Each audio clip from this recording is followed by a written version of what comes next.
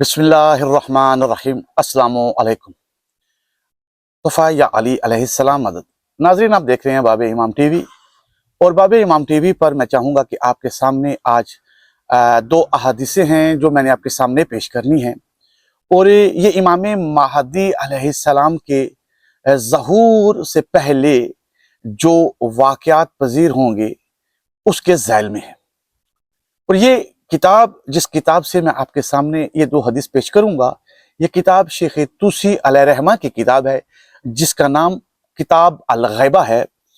ये किताब अल-गैबा जो है ये शेख तूसी अलैहिर्रहमा की किताब है। और इस किताब में से जो दो हदीसें मैंने आपके सामने पेश करनी है, मैं चाहूंगा कि सबसे पहले उन दो हदीसों की तरफ आएं और देखें कि इस किताब में ये दो हदीसें क्या बयान करती हैं। तो हदीस का जो नंबर है, जो सबसे पहली हदीस मैं आपके सामने बयान करने जा रहा हूं, ये किताब की अल-गैबा की हदीस नंबर 447 है। 447 नंबर ये हदीस है। अरबी किताब जिस भाई के पास भी हो वो अरबी किताब अल-गैबा शेख तूसी की हदीस नंबर 447 पर जाए। यहाँ ये जो हदीस है ये अबू नसर से है। अबू नसर से रवायत है कि इमाम अबू अल हसन रजा अलैहिस्सलाम ने फरमाया, फरज और कशादगी की अलामात में से एक अलामत एक हादसा है जो मक्का और मदीना के दरमियान वाक़या होगा। मैंने अर्ज किया, वो हादसा क्या होगा? आप अलैहिस्सलाम ने फरमाया, हरमैन के दरमियान कश्त और खून होगा और फलां शख्स फलां की औलाद में से 15 नौजवानों को कत्ल कर देगा। नाज़रीन, यकीनन ये हदीस आपने सुनी कि इमाम अलैहिस्सलाम ने फरमाया कि फरज और कशादगी की अलामात में से एक अलामत यह है कि मक्का और मदीना में एक हादसा पेश आएगा और जब यह हादसा पेश आएगा तो उस वक़्त फरज और कशादगी की उम्मीद रखना। और वो हादसा क्या है? मक्का और मदीना में फलां और फलां शख्स की औलाद में से 15 अशखास को कत्ल कर दिया जाएगा।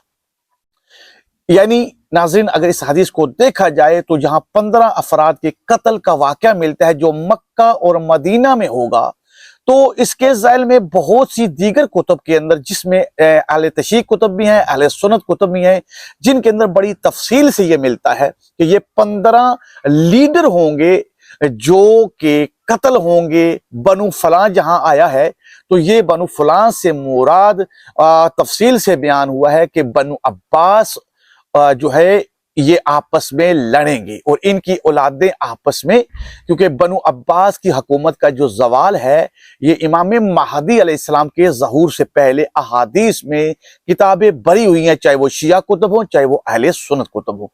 तो उसके ज़ैल में ये फलां की औलाद से मुराद बनु अब्बास है और बनु अब्बास की हुकूमत का जवाल है।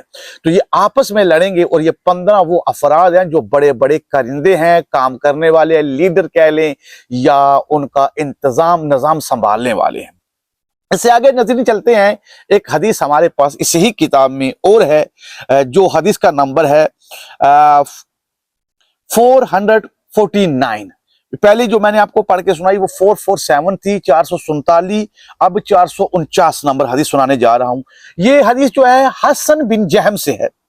हसन बिन जहम से रवायत है कि एक शख्स ने इमाम अबू अल हसन अर रजा अलैहिस्सलाम से फरज और कशादगी के मुतालिक सवाल किया तो आप अलैहिस्सलाम ने फरमाया, क्या चाहते हो कि मैं इसको मुजमलन बताऊं या तफसील से बताऊं? तो आप अलैहिस्सलाम ने फरमाया कि कैस के झंडे मिस्र से और कुंदा के झंडे खुरासान से हरकत करें तो समझ लेना कि उस वक्त कशादगी और फरज का वक्त और जमाना करीब आ रहा है। नाजरीन, अबू बसीर ने ये जो हदीस है, जो मैं इसको हालांकि इससे पहले जो मैंने हदीस पढ़ी है उससे पहले इस हदीस को पढ़ना चाहिए था। ये हदीस 448 है, 448 नंबर है।